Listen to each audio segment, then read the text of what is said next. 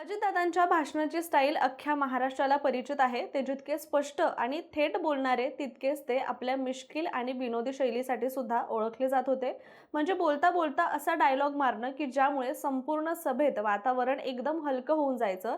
शिवाय त्यांच्या बोलण्यामध्ये एक बारामतीचा टच होता, एक गावरान लहेजा होता आणि म्हणूनच कदाचित दादा हे प्रत्येकाला आपल्यातले वाटायचे आणि शिवाय ते प्रत्येकालाच आपलंसं करून घ्यायचे। पण तुम्हाला माहिती आहे का, जर दादांनी आपल्या वडिलांच्या पावलावर पाऊल ठेवलं असतं तर आपण दादांना बॉलिवूडमध्ये पाहिलं असतं। धक्का बसला ना? पण हे खरं आहे। मात्र ते कसं हे जाणून घेण्यासाठी तुम्हाला हा व्हिडिओ शेवटपर्यंत बघावा लागेल।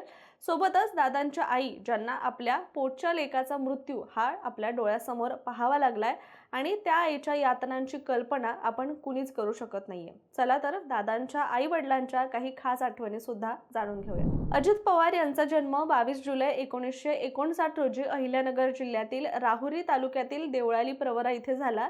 त्यांनी महाराष्ट्रातील हायस्कूल आणि कॉलेजमध्ये शिक्षण घेतलं। काही अहवालानुसार त्यांनी त्यांचं प्राथमिक आणि उच्च शिक्षण हे देवळाली प्रवरा आणि बारामती इथे पूर्ण केलेलं आहे। त्यांनी शिवाजी विद्यापीठातून बीकॉम पदवी प्राप्त केली आणि त्यानंतर ते राजकारणात आले।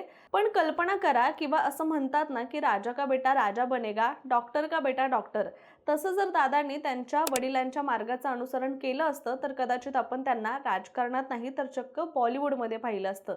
हो, पण हे मी नाही तर सकाळ वृत्त समूहात मिळालेल्या माहितीनुसार ही बातमी समोर आली आहे। पण कल्पना सुद्धा वाईट नाहीये, कारण सुरुवातीला म्हटल्याप्रमाणे दादांच्या भाषणाची स्टाईल तर आपल्या सगळ्यांनाच माहिती आहे आणि दादांच्या भाषणावर, त्यांच्या बोलण्याच्या स्टाईलवर सुद्धा जनतेचं विशेष प्रेम सुद्धा कायम राहिलेलं आहे। अजितदादांचे वडील म्हणजेच अनंतराव पवार यांनी प्रसिद्ध चित्रपट दिग्दर्शक व्ही शांताराम यांच्यासोबत राजकमल स्टुडिओमध्ये काम केलं होतं। परंतु दादांनी त्यांचे काका अर्थात शरद पवार यांच्या पावलावर पाऊल ठेवत त्यांचंच बोट धरून त्यांनी राजकारणामध्ये प्रवेश केला होता। साधारण 90च्या दशकात त्यांच्या या राजकीय कारकिर्दीला सुरुवात झाली होती। विशेष म्हणजे पवार कुटुंबाला शेतकरी कामगार पक्षाचा वारसा लाभलेला आहे। शरद पवार यांचे वडील गोविंदराव पवार हे स्थानिक शेतकरी संघाचे अध्यक्ष होते, तर त्यांची आई शारदाबाई पवार या लोकल बोर्डाच्या सदस्य होत्या आणि त्यांच्यापासूनच पवार कुटुंबाच्या राजकीय कारकिर्दीला ही सुरुवात झाली। बरं, दादा आणि शरद पवार यांचं राजकारणातील आणि वैयक्तिक आयुष्य कसं होतं, त्यांचं नातं कसं होतं, याबद्दलचा सुद्धा आपण एक सविस्तर व्हिडिओ केलेला आहे, तो तुम्ही चॅनलवर नक्की बघा। दरम्यान दादांच्या आई आशाताई पवार यांच्याबद्दल बोलायचं झालं तर एका मुलाखतीमध्ये आशाताई यांनी अजितदादांच्या बालपणीची एक खास आठवण सुद्धा सांगितली होती आणि ती अशी आहे की लहानपणी देवळाली इथे म्हणजेच दादांच्या गावी तिथे मोठा वाडा होता। तिथे घरातली सगळी लहान मुलं ही अंगणामध्ये खेळत असायची। त्यावेळी दादांना बोलवलं असता थांब जरा खेळू दे असं ते सतत म्हणत राहायचे।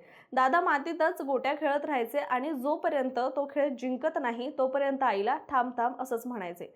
याशिवाय लहानपणापासूनच दादांना स्वच्छतेची प्रचंड आवड होती आणि अशा गमतीशीर आठवणी सुद्धा आशाताईंनी सांगितलेल्या होत्या। शिवाय संपूर्ण महाराष्ट्राला देखील माहिती आहे की दादांचा त्यांच्या आईवर किती जीव होता।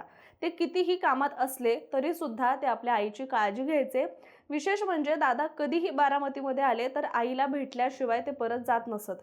आईची रोज विचारपूस करायचे। याशिवाय आशाताई या बऱ्याचदा दादांच्या सभेच्या ठिकाणी सुद्धा हजेरी लावताना आपण पाहिलेलं आहे। याच बद्दलचा एक किस्सा म्हणजे 2025च्या सुरुवातीलाच पंढरपुरात विठ्ठल रुक्मिणीचं दर्शन घेत असताना आशाताईंनी पवार कुटुंबामध्ये जो काही वाद आहे तो वाद संपू दे आणि पुन्हा सर्व पवार कुटुंब एकत्र येऊ देत अशी प्रार्थना केली होती। दरम्यान गेल्या विधानसभा निवडणुकीच्या प्रचार सभेच्या शेवटच्या दिवशीच म्हणजेच अजित पवार यांच्या सांगता सभेला लाखोंच्या संख्येने जनसमुदाय त्या सभेसाठी उपस्थित होता आणि दादांची आई देखील त्यावेळी बारामतीच्या व्यासपीठावर आपल्याला उपस्थित असल्याचं पाहायला मिळालं होतं। त्यावेळी कौतुकाने त्या आपल्या लेकाची सभा पाहत होत्या। शिवाय बारामतीकरांचं अफाट प्रेम दादांवर किती आहे हे सुद्धा त्या अनुभवत होत्या। मतदानाच्या दिवशी सुद्धा अजित पवारांनी घरातून बाहेर पडण्याआधी आईच्या पाया पडल्या होत्या आणि त्यावेळी आशाताई या जरा भावूक झाल्या आणि त्यांनी आपल्या लेकाला घट्ट मिठी सुद्धा मारली होती। आणि आता अजितदादांच्या या निधनाची बातमी जेव्हा माध्यमांवर आली तेव्हा त्यांच्या आई बारामतीच्या शेतातल्या घरीच होत्या आणि बातम्याच पाहत होत्या। मात्र सुरुवातीला त्यांना दादांच्या या निधनाची बातमीचा धक्का लागू नये म्हणून त्यांच्यापासून ही गोष्ट लपवण्यात आली।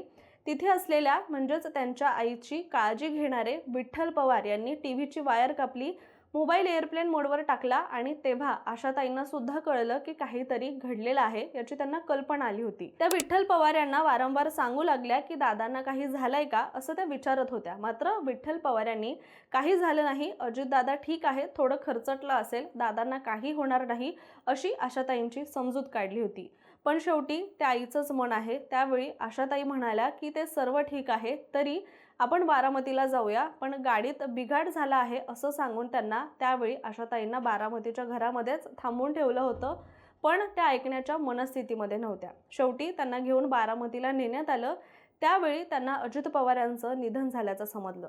त्यावेळी आशाताईंवर मोठं आभाळ कोसळलं आणि त्या डोळ्यात देखत आपल्या मुलाचा मृत्यू त्यांना पाहावा लागला होता. आधी आपल्या जोडीदाराला त्यांनी गमावलं आणि आता पोटच्या लेकाला.